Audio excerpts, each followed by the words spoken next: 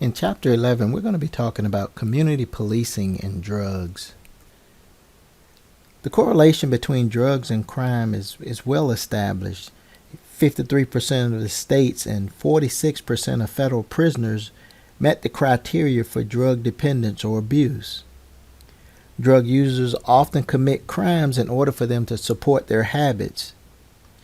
Drug dealers fight territorial wars over drug market, making neighborhoods hazardous for the residents that live there. And roughly half of the federal inmates in 2010 were serving time for drug-related offenses. And about 18% of those in state prison were serving time for drug offenses. Marijuana is the most commonly illicit drug. In 2010, there were 17.4 million past month users, a substantial increase over 2007 when the number was 14.4 million users. As far as the reports concern, 1 in 3 10th graders and half of the 12th graders reported using marijuana at least once in their lifetime. Those are some incredible statistics. As far as methamphetamine has become a significant problem across the entire country. A study revealed that the number of meth users aged 12 and older was an estimated 105,000 in 2010, 105,000 between the ages of 12 and older. Although this estimate is a little bit lower than it was in 2007, this is still a great problem for what's taking place. According to the National Surveys of Drug Use and Health, there were an estimated 10 million underage drinkers in the United States in 2010. Despite the fact that it's illegal for all secondary school students and most college students to purchase alcohol. So 33% of 8th graders, 56% of 10th graders, and 70% of 12th graders, and another 81% of college students, many of whom were under the age of 21 years of age, have tried alcohol. And keep in mind, these are individuals who are not even supposed to be drinking alcohol.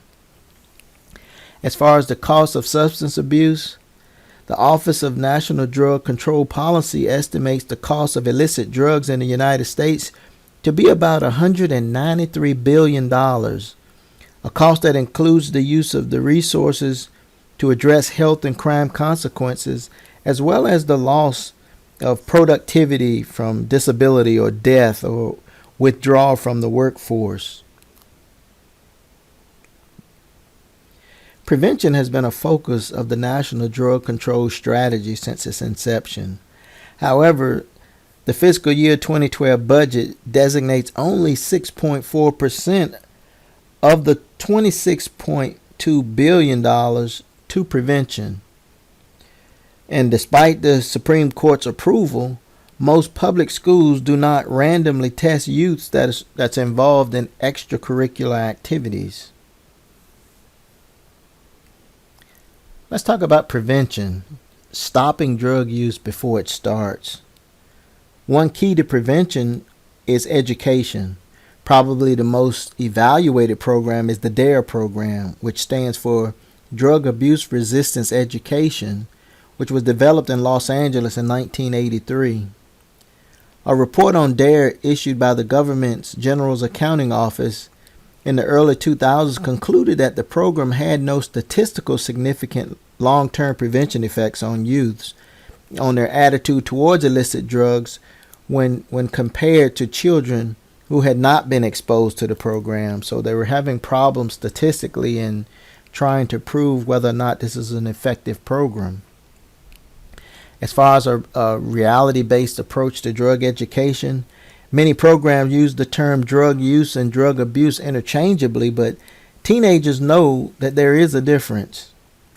The gateway theory, a drug education mainstay, argues that using marijuana leads to using harder drugs, But there is no evidence of this. Again, teenagers believe that they're being told untruths, so they don't believe this concept that marijuana is a gateway drug, and this causes problems in as far as preventing this from taking place.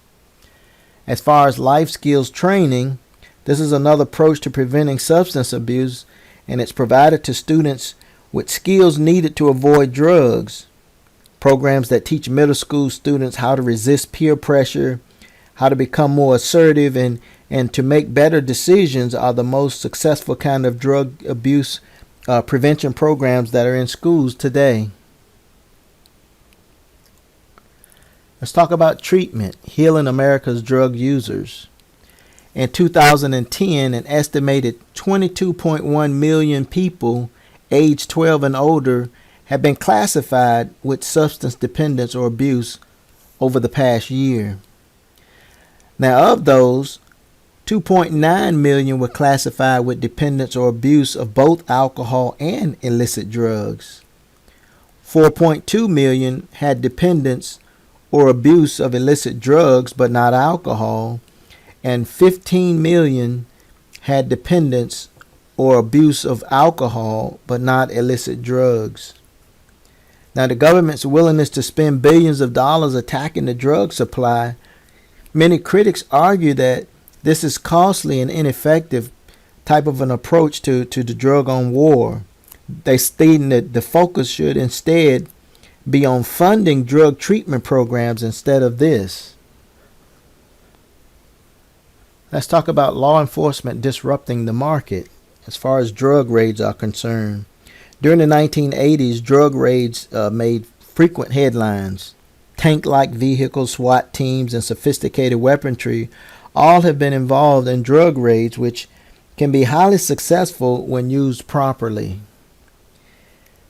As far as surveillance is concerned, the purpose of surveillance is to gather information about people and their activities and associates that can help the police to solve these different crimes that are taking place.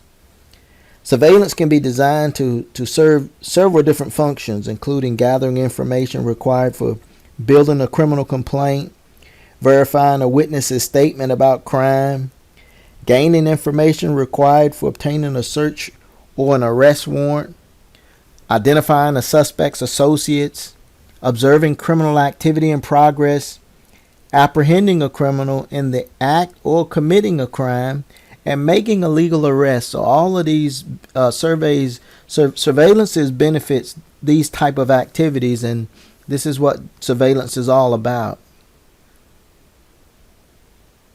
Let's talk a little bit about undercover assignments. Most undercover assignments are used to obtain information and evidence about illegal activity when it can be obtained in no other way.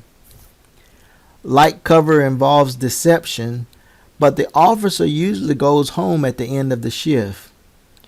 An example is an assignment where an officer poses as a utility worker or repair person to obtain access to a suspect's home. Often an officer poses as a drug addict to make a drug buy, obtaining evidence to make an arrest. Now, deep cover is more dangerous, but it can be very effective. In deep cover, as opposed to light cover, in deep cover, an officer lives an assumed identity to infiltrate a group or an organization. No identification other than the cover identification is carried. So communication with the police department is carefully planned in these type of situations.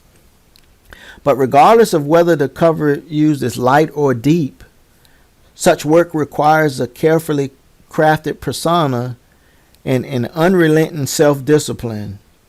The officers have to be on their toes and make sure that they don't make any mistakes in these type of situations, because these are very dangerous types of situations.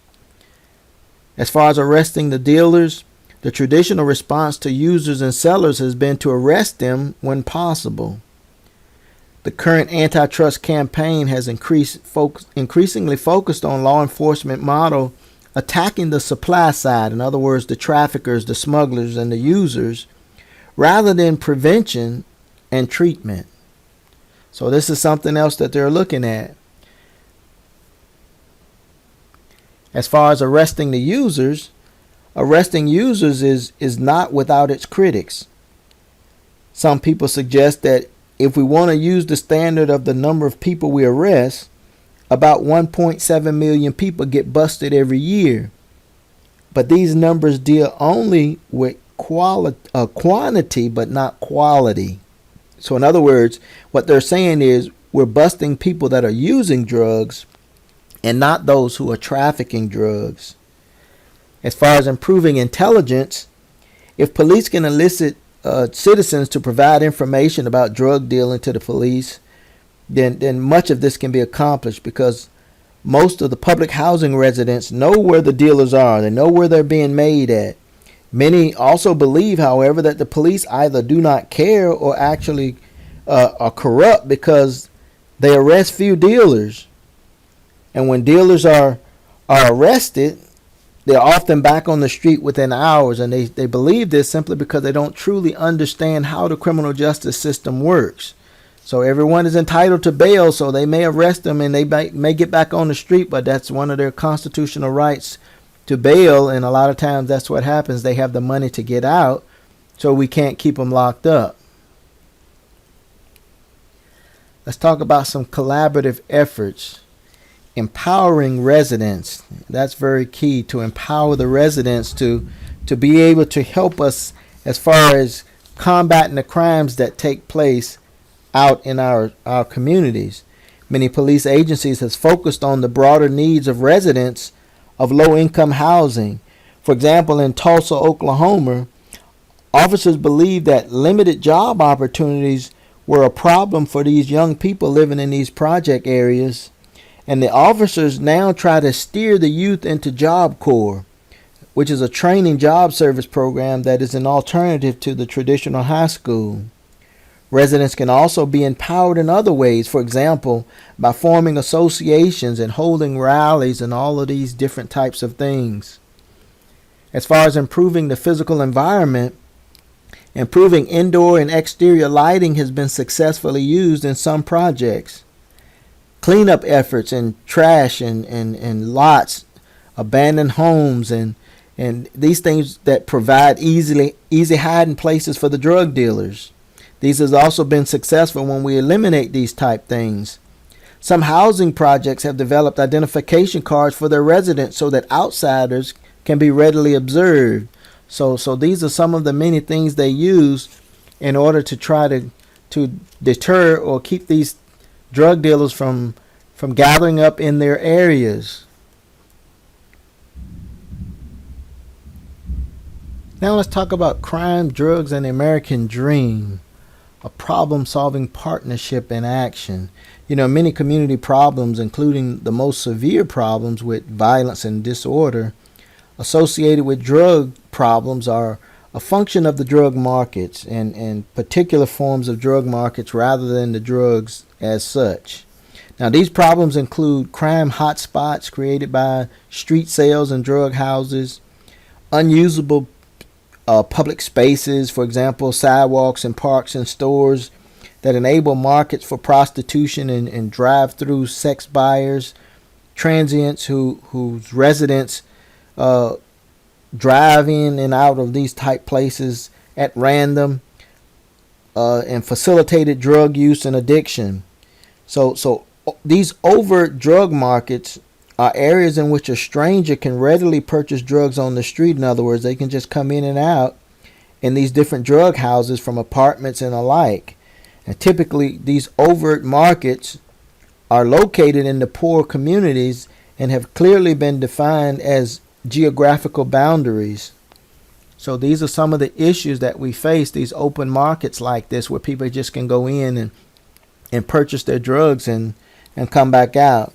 Unfortunately, these overt markets create strong self-sustaining dynamics. So the buyers know that they can buy in a particular area, and they know the sellers in those areas. So these things just continue to raise their heads, and unless an officer go in undercover and get a chance to infiltrate these areas, then there's a problem in trying to apprehend these type individuals.